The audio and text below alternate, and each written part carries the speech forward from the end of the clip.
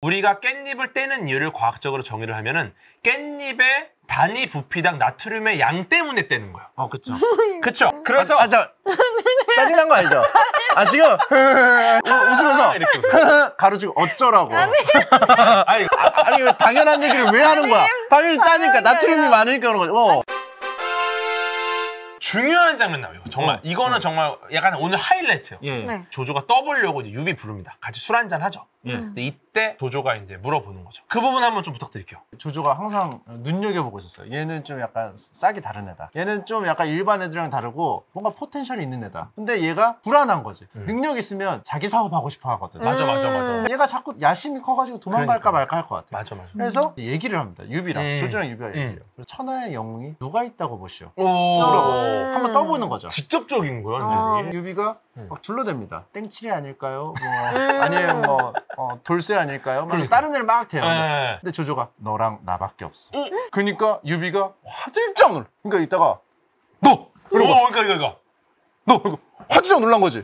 들켰으니까. 근데 그때 마침 천둥번개가 쳤어. 맞아요. 우르릉 쾅쾅. 그래서 그것 때문에 놀란 것처럼 유비가 임기응변을 보입니다. 나는 네 말 때문에 놀란 게 아니고 겁쟁이라서 천둥번개를 무서워하는 사람. 그렇죠. 그래서 그렇게 넘어갔어. 그래서 조조는 얘 하남자구나. 이런 거에 놀라는구나. 내가 사람을 잘못 봤고. 그러니까 능력은 있으니까 내 밑에서 잘 쓰면 되겠다. 안심을 해버려. 본인을 이렇게 뭉개면서 굉장히 큰 적에게 아직 발톱을 보이지 않는 거예요, 유비가.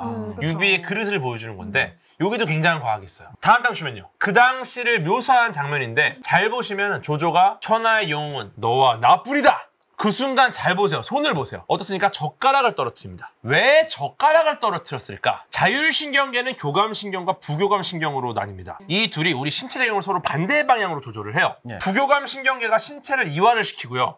교감신경계가 수축을 시킵니다. 근육이 긴장을 하잖아요. 몸이 뻣뻣해져요. 이 말은 뭐냐면은 섬세한 손놀림이 어려워진다. 즉 젓가락질 같은 디테일한 게 안 돼요. 그쵸? 표정이랑 이게. 근데 젓가락이. 여기서 중요한 게 만약에 이때 유비가 젓가락을 떨어뜨리는 대신 깻잎을 잡아줬더라면 조조는 어떻게 반응했을까? 나는 전혀 놀라지 않았다. 왜냐 이런 세밀한 컨트롤이 가능하다. 그러니까 내가 그 순간 교감신경과 부교감신경의 조화로 젓가락을 제대로 하고 깻잎을 잡아줬다면 혹시 조조와 유비는 조금 더 친밀해지지 않았을까? 이런 추측을 해보면서 여기서 이제 깻잎 논쟁 이야기를 좀 해보려고요. 그러면은 봐봐요. 관우랑 유비랑 조조가 밥을 먹는데 관우가 조조 깻잎을 잡아주면 돼요 안 돼요? 돼요 안 돼? 유비가 옆에 있는데. 근데 중요한 건 뭐냐? 과학자는 기본적으로 근본부터 생각을 해야 돼요. 깻잎이 왜 붙는가부터 시작해야 돼요. 깻잎은 왜 붙는가? 피곤하구나. 그러니까 이거야. 너 얘 좋아해? 근데 인간을 왜 태어났냐? 여기서부터 시작해. 그러니까 너무 앞에까지 가. 빠큐거북이가 안 넣어도 됐다고. 그죠? 빠큐거북이 안 넣어도 다 이어져. 다 이어지는 거야. 자료를 되게 앞에까지 넣어. 깻잎이 왜 붙는가? 깻잎이 결국 건조하면 안 붙어요. 물이라는 게 분자마다 다 극성이 있어요. 이 말은 뭐냐면은 물 분자가 전부 작은 자석입니다. 그러다 보니까 깻잎에 붙어있는 물 분자들이 마치 작은 자석처럼 서로를 잡아당기다 보니까 깻잎이 붙는 거거든요. 깻잎이 붙는 이유는 물 분자의 극성 때문입니다. 그러면 깻잎은 무조건 붙게 돼 있어요. 깻잎이 붙는다는 상황을 인정해야 돼요. 붙어있다. 그러면은 여기서 붙어있는 깻잎을 왜 떼는가? 왜 떼십니까, 깻잎을? 짜니까. 그렇죠. 짜니까 그렇죠. 맞아요. 우리가 깻잎을 떼는 이유를 과학적으로 정의를 하면은 깻잎의 단위 부피당 나트륨의 양 때문에 떼는 거예요. 그쵸. 그쵸. 그래서 짜증난 거 아니죠? 지금 웃으면서 이렇게 웃어요. 가로지고 어쩌라고. 아니 왜 당연한 얘기를 왜 하는 거야? 당연히 짜니까 나트륨이 많으니까 그런 거죠. 아니 이거를 이제 밥을 먹으면서 깻잎을 하나 먹으면서도 이걸 하는구나. 라는 진짜 이거 오늘 중요해요. 오늘 깻잎 논란 정리하거든요. 오늘. 다음 장 주시면요. 깻잎이 나오자마자 깻잎이 나오자마자 단위 부피당 나트륨의 양에 맞춰서 가위로 다 잘라. 다 잘라. 저렇게 먹으면 식감이 안 좋아요. 그렇지. 근데 지금 랩장이 너무 좋은 질문이에요. 저렇게 하면 식감이 안 좋아져요. 제일 중요한 게 뭐냐면은 쌈을 못 싸. 제가 이걸 해결하려고 정말 고민을 많이 했는데 결국은 마지막 해결법은 이것밖에 없어요. 뭘까요? 다음 장 주시면요. 깻잎 오마카세입니다. 예를 들어 한우 오마카세 가잖아요. 그러면 주방장이 소고기를 먼저 이렇게 보여줘요. 쫙 이렇게 오늘 안심입니다. 그 다음에 딱 놓고 정말 요만큼씩 줘. 딱 먹을 만큼만. 한 점. 그래서 처음에 식당의 깻잎이 단위 면적당 나트륨량도 맞춰야 되는 깻잎을 그대로 내는 게 문제니까 처음에 깻잎을 이렇게 보여줘. 오마카세처럼. 쫙. 오늘의 깻잎입니다. 그리고 그릇에 한 장씩 딱 이렇게. 인건비가 많이 들죠. 오마카세 비싸죠. 그러니까 강원랜드처럼 촥촥 돌리는 거야. 깻잎을. 그 딜러가 그렇죠. 블랙잭 하듯이. 여기 깻잎 하나. 아니, 제일 좋은 건 전 그거예요. 네. 네. 실제로 그 오마카세처럼 그렇죠. 깻잎 이모님이 고기 구워줄 때 나눠주잖아요. 그것도 맞아요. 깻잎 맞아요. 이모가 저. 그 아까 말한 것처럼 강원랜드처럼 패를 돌리고 그러니까 깻잎도. 먹는 사람이 한 장 더. 이게 인건비가 많이 들어. 인건비가. 그러니까 포인트는 인건비가 일단 들어요. 먹다가 네, 이렇게 어쩔 수 하면 없어. 그만. 이모가 있으면 돼. 이모. 막 떼어지고 있다가 이모 남편이 막 이렇게 막. 이모. 왜 떼지냐고. 왜 떼지냐고. 왜 떼? 또 깻잎 넣자. 2차 논쟁. 끝나지 않아. 뇌절이야. 죄송합니다. 상상력이 너무 어쨌거나 풍부하네요. 오마카세밖에 없다. 좋습니다. 다음 장 보시면요. 저기 보시면은 약간 가운데 쪽에 형주라는 곳이 있습니다. 삼국지에서 굉장히 중요한 위치죠. 그렇죠. 여기서 많이 싸우죠. 네, 삼국지 게임에 보시면 굉장히 많은데 교통의 중심이자 군사적 요충지이자 방어에 취약하고 사방이 모두 평지다 보니까 공격도 쉽게 당하고 지키기 굉장히 어려운 곳. 네. 삼국지 하면은 네. 굉장히 중요한 3대 전투가 있어요. 바로 관도대전, 적벽대전, 작박대전. 이릉대전. 이릉대전. 네, 요거 순서대로 하나씩 가보려고 합니다. 네, 이릉대전은 잘랐어요. 재미없어. 좀 재미없어. 약해. 촉박? 시간 촉박? 네, 시간 때문에. 그냥 못 보는 거다. 못 보는 거다. 시간 때문에 안 돼. 가슴 아파서. 이릉대전 가슴 아파서 못 네. 봐. 중요하지 않아요? 3대 전투 중에서 삼국지 판도를 결정하는 중요한 전투가 바로 네. 관도대전과 적벽대전이에요. 사실 네. 이 두 가지가 굉장히 중요하고 조조 대 원소의 대결이라고 볼 수 있는 거죠. 지금 몇 시야? 47분 동안 쉬었네. 아까 1시였는데. 랩장님 얼굴 봤어요 아까? 아니 과자를 너무 오래 먹었어 과자를. 자, 제가 그냥 대충 계산을 해봤을 때 음. 2시 12분까지 연장해 드릴게요. 이거 말이 안 되는 게 47분 뭘 말이 안 돼. 먹었어. 12분 먹었지 이거. 아니야 진짜 이거는 제가 시계를 보고 있었는데 아까 전에 1시였어.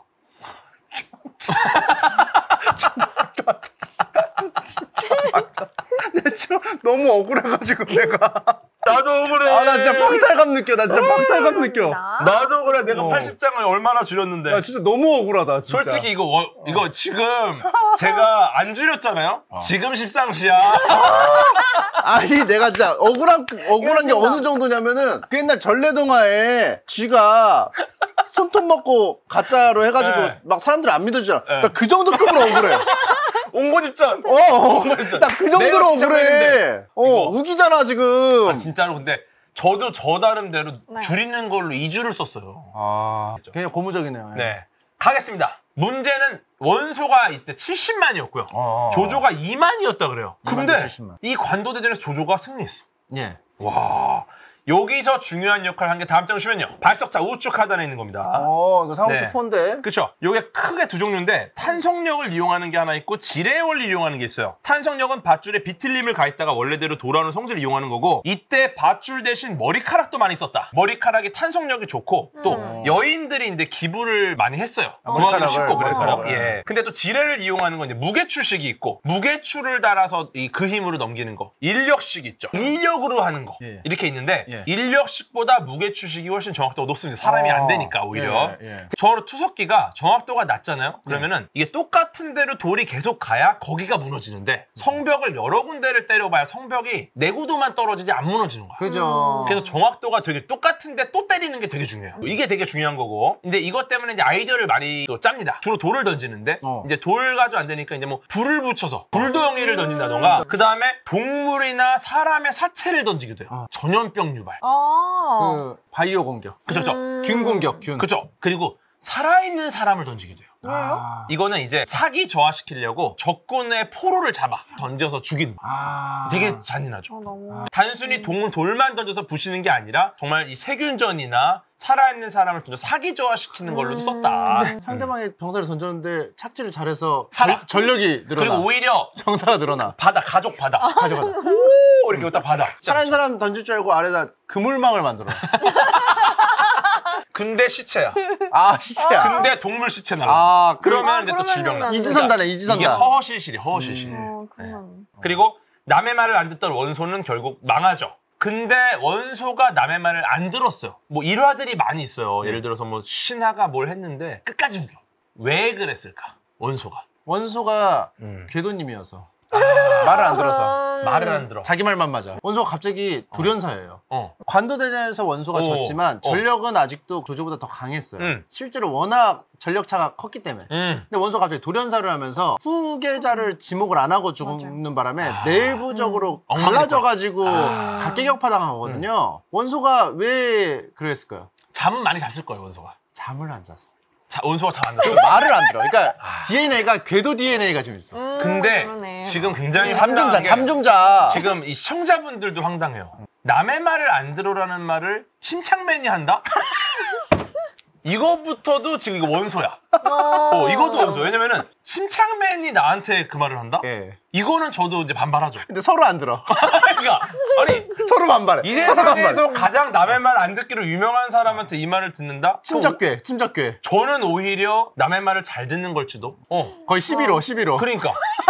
갑자기 이런 생각이 드네요. 근데 중요한 거는 원소대 공손찬. 남의 말을 안 듣는다. 이거 자체가 우리의 의사결정 과정에서 오류가 있다는 겁니다. 왜냐면 남의 말을 듣는 게 합리적이거든 원래. 근데 안 들어. 여기서 확증 편향이라는 용어를 좀 설명을 드리려고 해요. 네. 다음 장 보시면요. 덫에 걸린 원숭이 얘기가 있습니다. 이거 아시죠? 주먹만 간신히 들어가는 통에다가 원숭이가 좋아하는 견과류를 넣어. 그 원숭이가 주먹을 딱 넣어서 견과류를 잡아요. 네. 견과류를 놓으면 손이 빠져서 도망갈 수가 있는데 안 놔. 이걸 놓으면 손이 빠지는 걸 모르고 그냥 견과류를 잡고 사람이 와도 내가 죽는데 그냥 도망을 못 가요. 왜냐면 합리적 사고를 못 해요. 이게 동물이에요. 이게 동물. 근데 이거랑 비슷해. 인간이. 난 인간도 저런 모습이 그쵸? 있다. 어떻게 보면은 뇌라는 이 기관에서 예. 감정을 담당하는 부분 있죠. 이게 우리의 합리적인 사고, 추론 능력 예. 이것보다 인간과 훨씬 오랫동안 살아왔어요. 그러니까 합리적 추론보다 훨씬 선배인 거야. 이 감정적 사고가. 훨씬 오래됐어요. 네. 그러다 보니까 당연히 논리보다 오랜 세월을 함께한 감정이 앞서요. 그래서 인간이 감정적이구나. 그래서 감정적이고 말이 안 통하는 거야. 보고 싶은 것만 보고 원래 하려고 했던 생각만 계속 하는 거야. 그리고 그 생각이 맞다는 확인만 하고 싶은 거지 실제로 합리적인 선택을 하는 추론 과정보다는 그냥 감정이 돼버리는 거야. 어쨌건 조조의 대승으로 끝난 관도대전이 중국 역사상 소수의 병력으로 다수를 이긴 굉장히 유명한 전투 중에 하나입니다. 예. 그리고 이때쯤에 유비가 제갈량을 드디어 영입합니다. 적벽대전이 시작됩니다. 이것도 다 잘랐어요. 이제 바로 적벽대전 가요. 예. 좋지 않습니까? 삼고철의 과학 이런 거 안 하는 거야. 그러니까 중간에 좀 자잘한 거 쳐냈다는 그죠, 거예요. 그죠. 예, 좋아요, 좋습니다. 좋아요. 적벽대는 연환계가 나오죠. 연환이라는 말은 이제 고리를 잇다라는 뜻입니다. 네. 적의 약점을 딱 포착해가지고 약점에 고리를 걸어서 무력화시킨 상대를 공격해서 빠져나갈 수 없게 만들어버리는 네. 거야. 이게 연환계인데 근데 약점이라는 게 가장 안쪽에 숨겨져 있어요. 그죠. 그러다 보니까 연환계를 쓰는 것 자체가 어려운 거야. 이 적벽대전 한번 이 배경 설명을 살짝 해주시죠. 적벽대전이 이제 조조가 원소를 이기고 거의 위쪽을 다 통일했어요. 이제 조조가 이제 엄청나게 세요. 이 중국에서 제일 세니까 다른 군벌들이 다른 이제 지역에서 짱 먹는 애들이 이제 눈치를 보기 시작한 거예요. 얘가 이제 쳐들어가면서 다 통일을 하려고 하는데 지금 얘랑 싸우다가 져 터지고 멸망을 해야 될까? 아니면 좀 비굴하게라도 좀 붙어가지고 흡수가 돼야 될까? 고민을 다 하기 시작하죠. 돼. 그러면서 이제 실제로 형주에 있는 유표 세력이 합류가 됐어요. 그 이제 다짐에 송권 차례. 송권은 이제 내부적으로 붙어야 되냐 말아야 되냐 막 싸움이 벌어지다가 제갈량이 가가지고 막 도발해. 야, 니네 하지 마. 니네 어차피 해봤자 져. 싸우고 싶잖아. 그럼 싸우고 싶잖아. 잘 긁었다. 약 올려. 맞아. 살살 긁어. 그러니까 제갈량 올 때 이래. 오나라에서는 분명히 우리 보고 싸우자고 할 거야. 근데 역으로 역가드로 들어가. 야 그냥 항복해. 이러니까 심술나. 심술나지. 아니 싸울 거거든. 오늘라 싸워. 오히려 싸우자고 했으면 절대 안 먹거든. 야. 역으로 들어간 거야. 그러니까 그래서 조조랑 붙는데 조조가 엄청나게 군사가 많고 오나라랑 유비랑 연합군 되게 작아요. 근데 그거를 화계로 이겨낸 거죠. 근데 어떻게 이겨냈냐? 좋아. 조조의 네. 그 배들을 다 묶어 일단. 준비물이 묶어놔야지 불을 붙였을 때 다 퍼지니까. 그쵸. 근데 그걸 어떻게 묶느냐? 그 안에 첩자를 심어서 그 첩자가 잘못된 정보를 전달하기 위해서 오나라 쪽에서 가짜 항복을 하는 거를 진짜로 믿게 만든 거야. 그래가지고 이제 거기서 육지에서 싸움을 많이 하다 보니까 배에 익숙하지 않았거든요. 익숙하지 않죠. 배를 많이 안 타봤어요. 그래서 얘네들은. 그게 배멀미가 너무 심해서 고민이었는데 네. 그때 이제 오나라에서 보낸 첩자가 배들을 다 이어버리면 배가 하나처럼 붙어있으니까 승차감이 좋아진다. 아, 이거는 딱 들으면은 솔깃해요. 똑똑해 보여. 레이인데 레이를 다 모아서 그거같이 제네시스처럼 만드는 거야. 크게 만들어. 그럼 승차감이 좋잖아. 승차감 좋죠. 다 연결해. 연결했더니 불 붙어서 다 죽었어. 그러니까. 그게 적벽대전이야. 그러니까요. 이게 지금 여기서 나오는 과학들이 꽤 있어요. 예를 들어 배멀미를 이유로 배들을 연결했다. 정말 연결하면 배멀미가 줄어드는가? 이거를 과학적 사고를 먼저 했어야 되는데 배가 보통 두 가지 흔들림이 있어요. 앞뒤로 흔들리는 피칭, 그다음에 좌우로 흔들리는 롤링이 있습니다. 피칭과 롤링이 불규칙하게 일어나는 게 바로 배에서 일어나는 일이에요. 배를 묶어놨다? 묶어놓는다고 피칭과 롤링이 일어나지 않는가? 이게 그렇게까지 빳빳하게 완전 파이프로 묶어놓으면 그럴 수 있죠. 사실 묶는다는 게 그렇게는 못 묶어요. 그러니까 결국 흔들려. 결국 실제 배들은 롤링과 피칭이 여전히 있어요. 그냥 심리적으로만 연결된 느낌인 거야. 그러니까 제네시스 흔들리는 거야. 멀미에 대해서 그 근본적인 해결책이 되지 않아. 그렇죠. 흔들리는 피칭이나 롤링 자체가 워낙에 큰 움직임이라서 결국은 흔들림을 막는 건 불가능하다. 누가 고정된 거랑 묶은 게 아니라 배 위에 있는 배끼리 묶었기 때문에 결국 여전히 흔들릴 것이다. 그러면 이제 만약에 내가 조조야. 그럼 묶지 않아. 과연 어떻게 해야 되나 조조는 이 상황에서. 제일 좋은 게 배가 가장 덜 흔들리는 지점은 배에서 무게 중심 부위입니다. 가운데. 네, 가운데. 가운데구나. 근데 문제는 배의 무게 중심에 뭐가 있느냐? 엔진이랑 무거운 장비가 거기 다 있어요. 네, 그러니까 여기는 또 굉장히 흔들려. 엔진 때문에. 그러니까 오히려 멀미가 더 심해지는 거죠. 그럼 어디로 가야 돼요? 저기서 멀미를 덜하게 할 거였으면은 배의 가장 중심부의 가장 낮은 쪽에 병사들을 좀 있으라고 해야 돼요. 그렇게 해야지 좀 낫을 거다. 그리고 여기서 제갈량이 바람을 바꾸는 마술을 보여주죠. 네, 사실상 제갈량이 마술을 부려서 바람을 바꾼 건 아닙니다. 과학적으로 추론했을 때는 경험이 굉장히 많은 예보관이다. 이렇게 볼 수 있습니다. 예보관. 북서풍을 남동풍으로 바꾼 게 아니에요. 남동풍의 시기를 훌륭한 능숙한 예보관으로서 시기를 맞춘 거고 그 시기에 맞춰서 퍼포먼스라는 거다. 이렇게 볼 수 있죠. 근데 이제 외지인인데 어떻게 알았을까요? 거기 그 현재 사는 사람도 잘 모르는데. 그렇죠. 원래 이렇게 홍대 사는 분들이 홍대에서 안 놀아요. 강남에서 놀아요. 그리고 강남 사는 분들이 그렇게 홍대를 자주 와. 저기 막 저희 의정부 사는 친구들이 홍대 맛집을 다 알아. 멀리 있는 데를 더 잘 알아요. 자주 가고 거기 맛집도 많이 알고 맛집 갈 때마다 이 기록을 해놓은 거죠. 계속 3년 정도. 그러니까 사실상 이제 적벽 클럽 죽돌이네. 놀러 가다가 이제 대충 기후도 좀 보고. 오히려 적벽 근처에 있는 애들보다 더 잘 알아. 우리 동네에서 이렇게 막 흔드는 게 좀 부끄럽거든. 아는 사람 만날 거. 그럼 여러 가지 이유가 있죠. 적벽 나이트. 그리고 실제 적벽 나이트가 있죠. 있죠. 있어요. 적벽 나이트가 있어요. 있죠. 어쨌거나 그래서 3일 뒤에 비 올 것도 예측해서 연합군에게 쫓기는 조조가 도망갈 때 비가 내리고 추웠다는 얘기를 합니다. 타이밍이 정말 잘 맞은 게 이 비가 조금만 먼저 내렸어도 화공이 끝났어. 그러니까 꺼지니까. 기가 막히게 비가 안 올 것까지 예측한 거는 이 예보관이 비구름도 관측했을 것이다. 다음 장 주시면요. 이 권은, 권충은, 난충운을 보고 아마 비나 눈이 내릴 것을 이미 알았을 가능성이 높아요. 그러니까 저걸로 구름의 어떤 성질을 알 수 있으니까. 네, 그렇죠. 네. 또 중요한 게 물속에 미꾸라지도 봤을 가능성이 높아요. 미꾸라지가 있으면 무슨 징조죠? 이게 저기압의 영향으로 대기 중에 기압이 낮아지잖아요. 그러면 물속에 용존산소량도 줄어듭니다. 이 말은 뭐냐? 산소가 없으니까 수면 위로 가. 미꾸라지가 위로 올라와. 탄소를 삼키고 항문으로 이산화탄소를 배출하는 창자호흡을 이걸로 산소를 마셔요, 미꾸라지가. 이거를 본 거죠. 이 녀석 봐라. 얘네들 오랜만에 놀러 왔는데 이때쯤에 창자호흡을 하네? 요거는 느낌 온다. 제갈량은 관찰을 통해 패턴을 분석하고 완벽하게 정리해서 기록해놓은 아주 우수한 기상 예보관일 가능성이 높습니다. 그런데 손권촉의 주유가 있고 촉나라의 제갈량이 있죠. 근데 주유가 보니까 제갈량이 좀 짜증이 났죠. 솔직히 별로 마음에 안 들어. 그러니까 이제 열흘 동안 10만 개화 살 가져와라. 요 부분 아시죠? 네. 어떻게 했죠? 별로 사이가 안 좋아요, 유비랑 송권은. 맞아요. 근데 공공의 적이 있으니까 일시적으로 연합을 한 거예요. 잠깐 합친 그러니까 얘네들은 지금 무슨 생각을 하냐면 지금은 동지지만 이 조조를 어떻게든 물리치면 나중에 싸워야 되니까 연합했을 때 이길 수 있는 분위기면은 지금부터 살짝 담궈놓고 싶은 거야. 왜냐하면 어차피 헤어지면 서로 적이 되니까. 그러니까 이제 제갈량한테 이제 지금 대충 계획도 다 전략도 다 나왔고 하니까 제갈량이 이제 필요가 없잖아요. 그러니까 제갈량을 담글 필요가 있잖아요. 그러니까 구실을 잡아야 되는데 명령을 합니다. 화살이 부족한데 화살을 좀 뭐 단기간 내에 10만 개를 만들어 달라. 그래서 이거를 못 지키면은 죽이려고 했어요. 군법으로. 근데 제갈량이 알겠다고 하고 구하러 간다고 해놓고 안 만들어. 화살 안 만들어. 놀고 있어.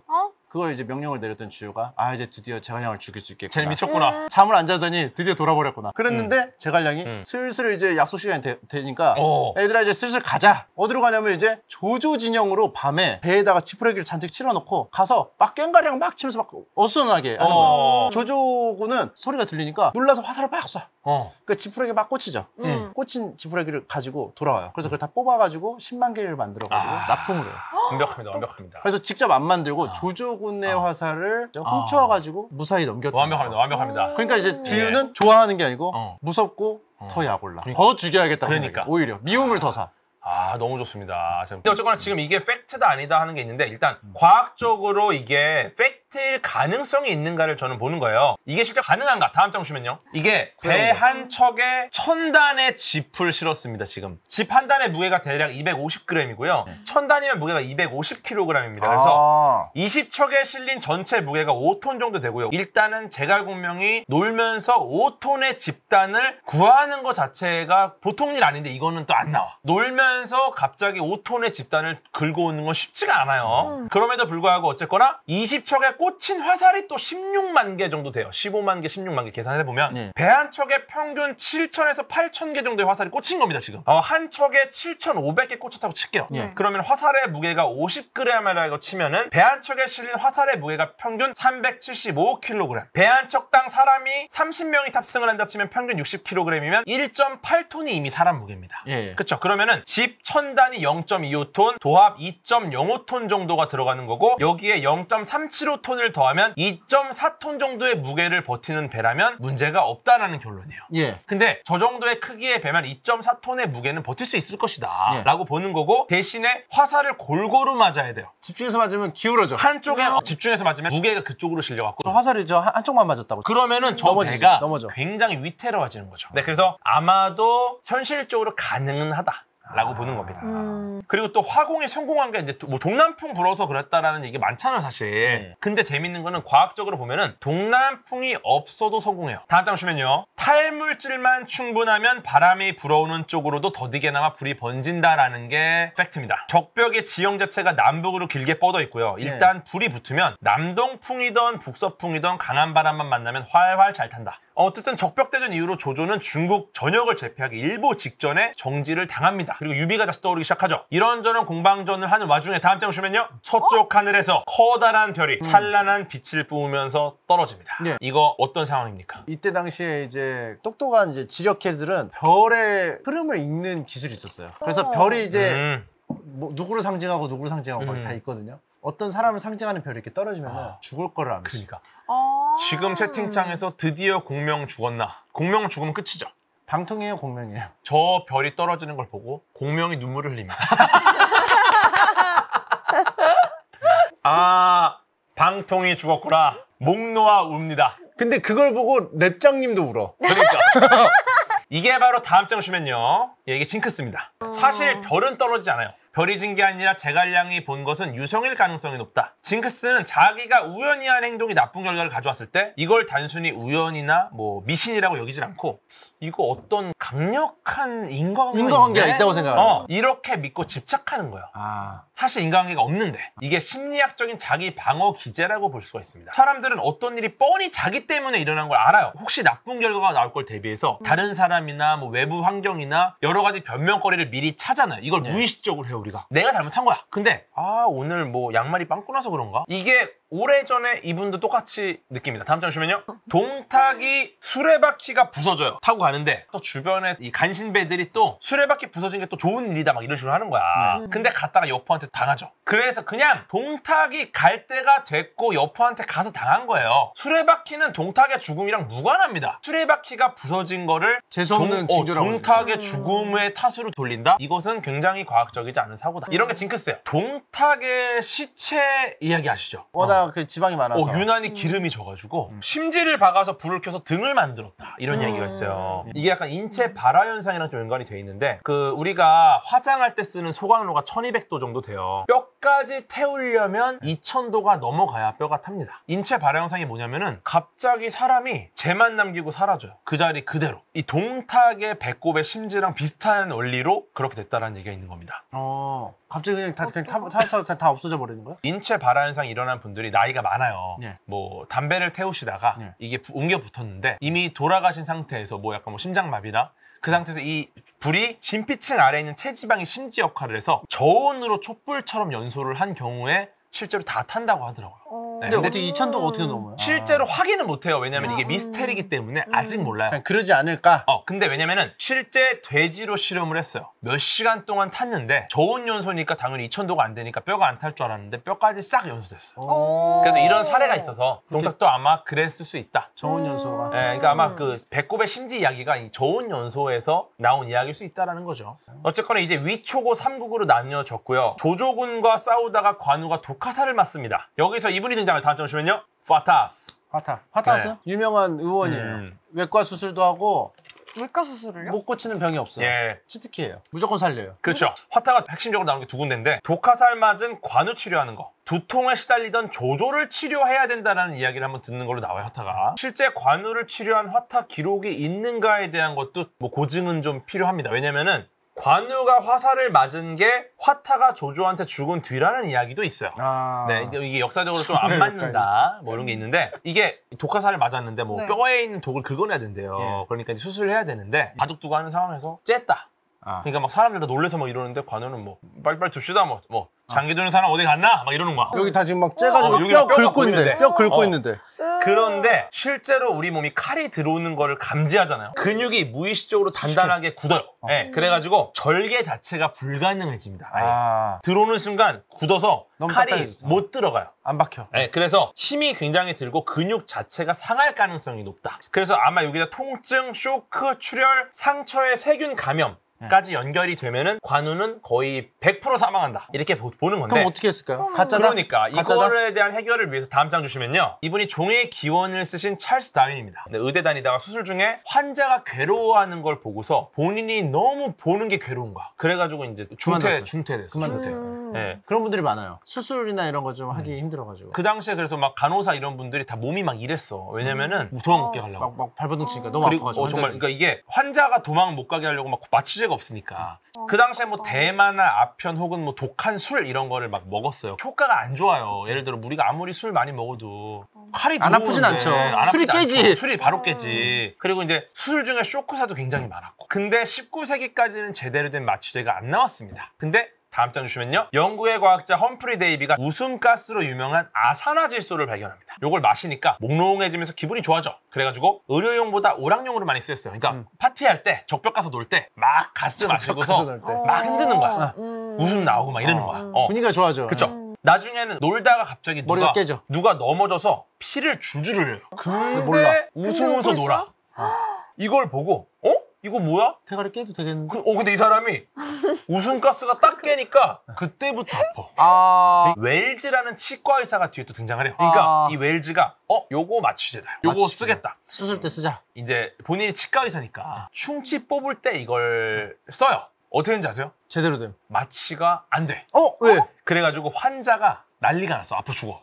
그래서 사기꾼으로 몰려서 직업도 잃어요. 그 전에 그 다쳐가지고 막 아무것도 모르고 막 놀던 사람은 그러니까 운이 되게 좋았던 거고 마취라는 것도 굉장히 전문적인 영역이라서 이거를 용량이나 뭐 부위나 이런 게 되게 중요해요. 그러니까 이게 무조건 쓴다고 되는 거 아니고 특히나 치아는 신경이 정말 가깝잖아요. 너무 아파. 너무 아파요. 적벽 나이트에서 그 다쳤는데 막 계속 놀던 그게 관우예요. 근데 이거 일리 다쳐도 있는 게 아무 상관없어요. 그런 얘기도 있어요. 관우는 선천적으로 통증을 못 느끼는 약간 돌연변이 공포가 아니었나. 없나? 공포가 없는 거야. 근데 어쨌거나 실패를 한번 했는데 모튼이라는 다른 치과 의사가 이거 내가 해보겠다. 아산화질소 대신에 에테르를 이용해서 마취에 성공을 합니다. 사실 임산부가 애를 낳다가 너무 고통스러워서 막 안 좋게 되는 경우가 많았어요. 그러다 보니까 임산부한테 이걸 쓰려고 해요, 에테르를. 근데 에테르는 또 문제가 냄새가 너무 지독해. 임산부들 특히나 속이 안 좋잖아요. 이 냄새만 맡고도 그래. 막 토하고 난리가 나는 거야. 그래갖고 이제 요건 안 되겠다. 그래서 그 다음 찾아낸 게 클로로포름이라는 게 있어요. 무통 분만에 활용이 되는 건데 이거는 또 종교적으로 논란이 있어. 통증 없이 아이를 낳는 게 종교적으로 문제가 되는 거야. 이게 청춘인데 안 아파. 그치. 그럼 청춘이 아니라 그래. 그런 아파야지 느낌. 청춘이야. 그런 느낌. 그런 느낌이라서. 아파야 출산이다. 네, 아파야 출산이다. 그런데 다행히 다음 장 주시면요.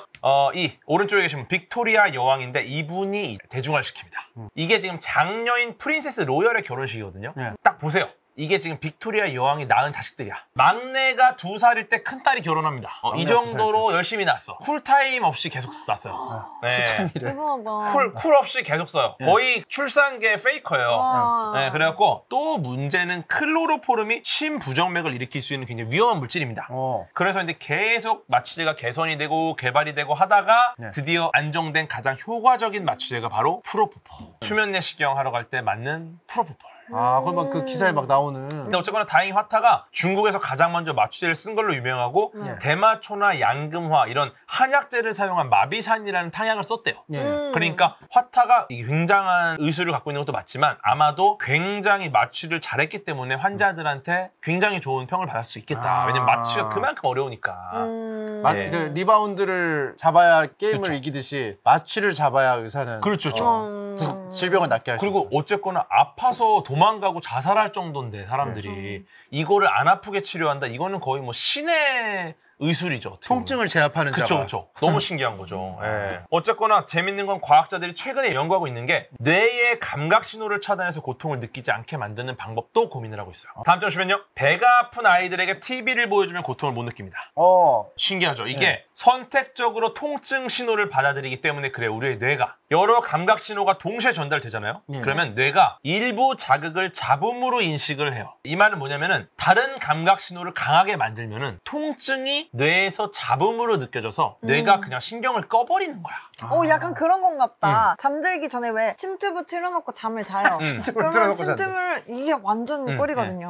오케이 이제 도시락을 배달하나 할 때 소리가 싹 꺼지잖아요. 그렇죠. 약간 그런 거랑 비슷한 거. 맞아요. 그런 것도 있고 저 그 머리가 되게 아픈데 그러면 자 이래요. 아프니까 자. 근데 누워있는데 심심하잖아요. 슬쩍 컴퓨터로 가서 게임을 하면 또 그래서 다 나았나 보다 해서 누우면 또 아파. 맞아요. 그 외에 다른 신호들에 집중을 하게 되면은 이게 무뎌지는 거죠. 그래서 이거를 잘 이용하면은 우리 몸에 조금이라도 안 좋은 영향을 줄 수 있는 마취제를 쓰는 거 외에도 가능하겠다. 어쨌거나 조조도 화타한테 뇌수술을 받아야 되는 상황이 왔어요. 근데 다음 장 보시면요. 두개골을 깨야 된대. 화타가. 유명한 장면이거든요. 유명한 두개골 유명한 장면이죠. 두개골 깨는. 너 미쳤어.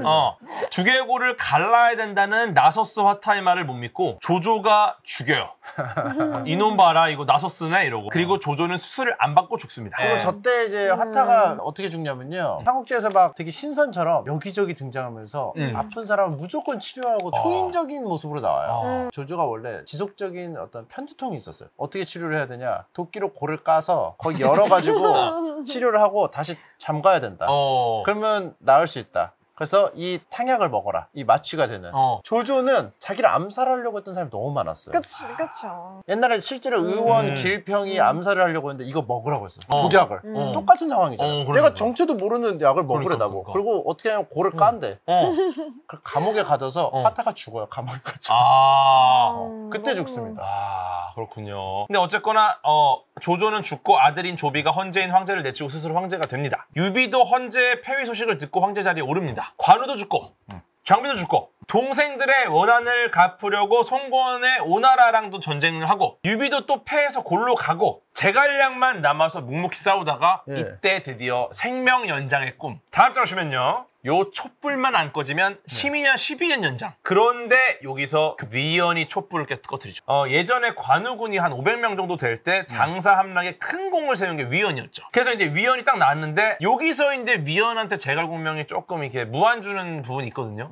요 부분 한번 좀 더 부탁드리겠습니다. 위연이 이제 유비군에 합류하기 위해서 병사를 데리고 수항을 신청을 하는데 그 위연 때문에 굉장히 도움을 받았어요. 그래서 유비가 흔쾌히 우리 팀에서 같이 뛰자 이랬는데 제갈량이 여기서 초를 칩니다. 위연은 반고래상이다. 그치. 생긴 게 배신을 잘하는 상이다. 쟤는 받아들이면 안 된다. 냅두면은 배신한다. 얘는 들어오자마자 애초에 관심도 없는 애가 그러니까. 갑자기 자기 보고 뭐라고 하는 거야. 나는 유비랑 같이 뛰고 싶지 쟤랑 뛰고 싶진 않았는데 그러니까. 이상한 애가 와서 자기 보고 내가 싹수가 놀았대. 그리고 이게 위원이 들어갈 때 약간 신나서 들어갔거든요. 내가 공을 세웠구나 이러면서 그치. 약간 환대받는 줄 알고 갔어. 그치. 갑자기 막 생긴 거 왜 이래? 눈 왜 그렇게 떠? 이거 반고래 눈이야? 반고래 이런 눈이야. 거야 이게. 그래갖고 이제 갑자기 룰루랄라면서 왔는데 처형당할 위기에 처해요. 그래서 어떻게 했습니까? 그래서요? 뭘 그래서 어떻게 해요? 그냥 바조잉 하고 했죠. 근데 제갈량이 여기서 근데 근거는 있어. 이 형주에 대해서 배신 행각을 한 거다 이거는. 얘는 기본적으로 한 번 배신한 애다. 그리고 관상을 보니까 반역을 꾀할 상이다. 후환은 없애야 된다. 그때 또 우리의 유비가 항복하려고 하는 우리 팀에 들어오고자 하는 사람을 다 죽이면 누가 나한테 항복을 하겠냐. 맞아. 들었죠. 우리가 이제 계속적으로 원데이 투데이 장사할 거 아닌데. 그러니까 인재가 항상 필요한 시기인데 이래서 거르고 저래서 그치. 거르고 다 거르면은 능력 있는 사람이 들어오겠냐. 뜨신 밥 차가운 밥 가릴 때가 아니다. 그러니까. 받아줘. 받아주자. 다음 점시면요. 이게 바로 낙인 이론입니다. 미국의 사회학자 하워드 베커가 만든 이론인데 이게 뭐냐면은 누군가 낙인을 찍으면은 이제 부정적으로 보게 되고 그 부정적인 기대에 맞춰서 성장하는 거야. 그러니까 위원이 낙인이 찍혔어요. 너 좀 못할 것 같은데? 얘는 잘할 수가 없어. 막 이러는 거야. 심창맨님이 저한테 얘는 일찍 못 끝낼 것 같은데? 그럼 나는 이미 낙인이 찍혔어. 그럼 나는 내가 1시에 끝내고 싶어도 안 돼. 낙인이 찍혔어. 아니 그러면 이렇게 과학적으로 제가 말씀을 드려볼게요. 랩장님 옆에서 보셨잖아요. 다른 날은 왜 안 지키는 거야? 그래 나는 못 지킨 사람이 해서 낙인 찍혔다고 쳐. 근데 다른 날은 왜 안 지켜요? 나 다른 없을 날은 때는. 제가 잘못했어요. 다른 날 잘못은 제가 사과드립니다. 오늘은 낙인 이론이다. 근데 오늘 낙인 이론이 10번 중에 저는 뭐 20번에 한 번인데 저는 예. 이게 저 때문에 한 게 아니고 그냥 하던 대로 했다고 보는 게 옳지 않나요? 그럴 수도 있죠. 19번을 이렇게 했는데 그럴 수도 있는데 어쨌거나 오늘을 볼게요. 언제부터 내 말을 잘 들어 그렇게 잘 들었다고 그렇게 귀담아서 들었다고. 근데 이게 반대의 개념이 또 있어요. 기대 때문에 긍정적으로 성장하는 거. 예를 들어 선생님한테 딱 이런 거. 처음에 이 반에 10명의 학생이 있어. 선생님한테 10명 중에 여기 침착맨, 우리 랩장. 이 둘은 아마 성적이 계속 오를 애들입니다. 실제로 진짜 근데 얘네가 성적이 올라. 선생님의 기대 때문에 얘네가 그 기대를 받게 되니까 반영이 돼요. 결과에. 이게 피그마일로. 그러니까 침착맨님이 궤도는 오늘 일찍 끝낼 수 있어. 이랬으면 내가 일찍 끝냈다는 거야. 근데 이게 안 됐어. 제갈량이 강유한테 전략을 남겨두고 아웃됩니다. 드디어 제갈량이 죽었어요. 끝날 것 같죠? 예. 근데 재밌는 거는 이런 얘기가 있어. 사마이가 제갈량이 뛰어나다고 인정합니다. 그리고 사마이가 이런 말을 남겨요. 죽은 공명이 산 중달을 놀라게 했다. 여기도 이제 과학이죠. 무슨 과학이 있을까요? 죽은 과학자가 산 과학자들을 놀라게 한 경우가 있어요. 바로 죽은 과학자가 산 과학자를 제끼고 노벨상을 받은 거죠. 왼쪽에 계신 분이 스웨덴의 시인 에리크 악셀 칼펠트라는 분이에요. 칼펠트. 시인이요? 네, 이분이 1918년 노벨 문학상 수상자로 내정이 됐어요. 근데 거부를 합니다. 왜냐면은 본인은 오랫동안 노벨위원회 위원으로 근무를 했기 때문에 본인이 위원인데 본인이 받는 게 너무 그런 거야. 그리고 또 스웨덴이잖아요. 스웨덴이 이제 노벨상의 이제 종주국이란 말이야. 주최국이니까 사람들이 오해할까 봐. 아니다. 안 받겠다. 1931년 4월에 에리크가 사망하자 노벨위원회가 그해 11월에 노벨 문학상을 그에게 수상합니다. 사후 노벨상 수상 최초 사례예요. 근데 이때까지는 살아있을 때 준다라는 게 안 생길 때예요. 네, 오른쪽에 계신 분이 이제 1961년 유엔의 2대 사무총장입니다. 다그 함마르 쉘드라는 분인데 어쨌거나 이분도 굉장히 의미 있는 일을 많이 했기 때문에 또 노벨상을 받아요. 죽었는데 근데 중요한 거는 사후 노벨상 수상자가 모두 주최국인 스웨덴 출신입니다. 신기하게 사후 수상은 뭔가 죽고 나서 스웨덴에서 꽁냥꽁냥해서 준 것 같은 거야. 너무 사람들이 막 뭐라 했어. 그러니까 어떻게 되냐면 그때부터 1974년부터 이제 생존자만 주겠다라고 해요. 그럼 이제 끝난 거야. 그런데 재밌는 게 2011년에 또 죽은 사람이 받아요. 이분이 렐프 스타이먼 교수님인데 이분은 외부에서 침입한 병원체를 인식하는 수용체를 발견하신 분입니다. 수용체 시작되는 선천성 면역 반응을 규명한 공로로 수상을 했는데 수상자 발표를 했어요. 이번 노벨상은 렐프 스타이먼 교수입니다. 근데 3일 전에 돌아가셨대. 심사할 때는 살아있었어요. 근데 사망 사실이 발표된 후에 알려줬어. 그러니까 이제 굉장히 많은 노벨위원회가 또 고민을 했죠. 많은 사람들이. 그러더니 수상자를 그대로 유지하자 이거는. 왜냐면은 이분이 어차피 결정된 거는 한참 전이니까. 네. 지금 채팅창에 이게 삼국지랑 뭔 상관이냐 그냥 자기가 하고 싶은 얘기 하는 거 아니냐. 저희가 늘 그래왔어.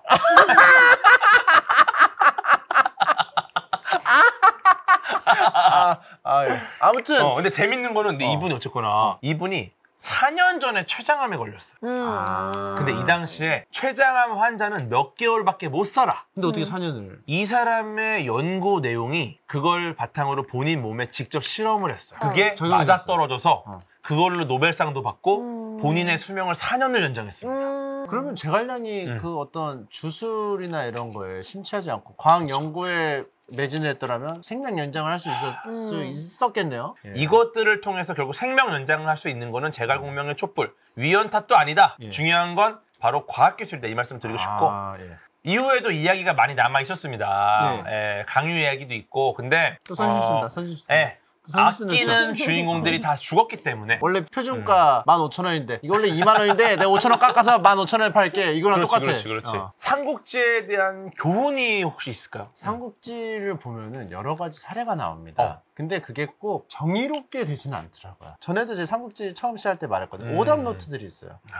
이게 좋게 행동했는데 나쁜 결과가 나올 때가 있어요. 그러니까 이런 거를 항상 보면서 항상 조심을 해야 된다. 그리고 특히 이제 삼국지는 난세니까 더 극단적이긴 하지만 지금 상황에서도 요즘 현대사회에서도 충분히 적용될 수 있다. 그러니까 항상 뭐 순리대로 했다고 좋은 결과가 나오지 않기 때문에 자기가 계속 조심하고 또 조심을 해야 돼요. 처세술에 관한 얘기가 많이 있죠. 왜냐면 제갈량 전에 삼국지에서 상남자들이 있어요. 아씨 몰라. 아니면 그냥 죽고 말지 뭐. 나 이거 아니면 안 돼. 그냥 말 거야. 그러면 그냥 말하죠. 이 약 물고 그냥 끝까지 진흙탕에서 구르고 막 해준 사람이 끝까지 살아남아. 어떻게 보면 오늘 방송도 오늘도 진짜 끝까지 해내잖아. 다음 장 오시면요. 영원한 것은 아무것도 없다. GD 명언인가요? 네. 영원한 건 절대 없어.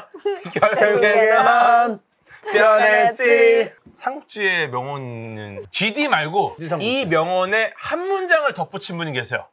네. 다음 장 오시면요. 바로 찰리 채플린입니다. 영원한 것은 아무것도 없다. 우리가 겪는 어려움조차도. 네, 요즘 힘드신 분들이 많아요. 보면은 요새 좀 힘드신 분 많은데 과학과 삼국지 그리고 침착맨을 통해서 다 덧없고 무의미하지만 힘든 것, 고통, 괴로움, 어려움도 영원하지 않습니다. 그러니까 오늘 이 침착맨님 삼국지 그리고 과학을 통해서 여러분들의 좀 괴로움이나 어려움이 다 의미 없다라는 걸 아셨으면 좋겠습니다. 결국은 다 돌고 돌아서 다 지나가요.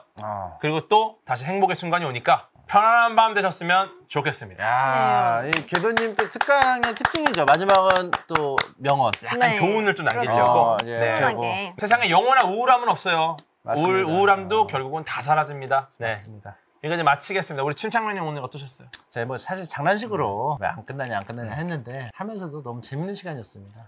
오늘 정말 즐거웠고 오늘 못다한 이야기는 이제 제 홈이라서 저희가 길게 못했어요 사실. 그래갖고 이제 침착맨님 채널 가서 제대로 진짜 한번 하겠습니다. 정말 날 잡았어요 한번. 네, 날 잡았습니다. 날짜 나왔고요. 질의응답 위주로 할 테니까. 네네네. 질의응답하고 시간 남으면은 뭐 저희 뱀파이어 서바이벌이나 하시죠. 좋습니다.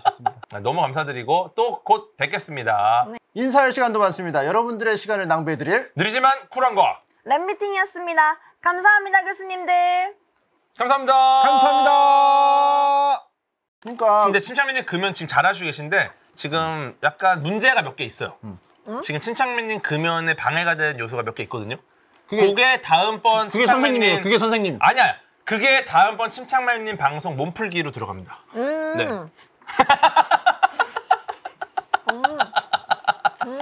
네. 아니 그동안 침착맨님 방송 보면서 쌓아놓은 몸풀기가 5시간이야 지금. 대화를 하다 보면 담배 땡겨. 내 말이 전달이 안 돼. 그죠? 느껴지죠? 예. 나 어떤 느낌이냐면 보통 사람과의 대화는 보통 테이블 테니스를 예시로 하잖아요. 핑퐁 이거잖아. 나 혼자 스쿼시 하고 있어. 벽에다 대고 나 혼자 내가 세게 치면 다시 와. 왜 이거 혼자 막 혼자 막 붕붕붕. 근데 이게 근데 운동량적으로는 둘이 탁구를 치는 거랑 둘이 스쿼시하는 건 똑같아요. 그러니까 말을 하다 못하면 밉진 않아. 내가 말은 1.3요소야. 벽이 쳐주는 거랑 어차피 우리 둘은 운동을 하고 있는 거예요. 의미가 있지 않습니까? 어쨌거나 탁구를 치던 벽과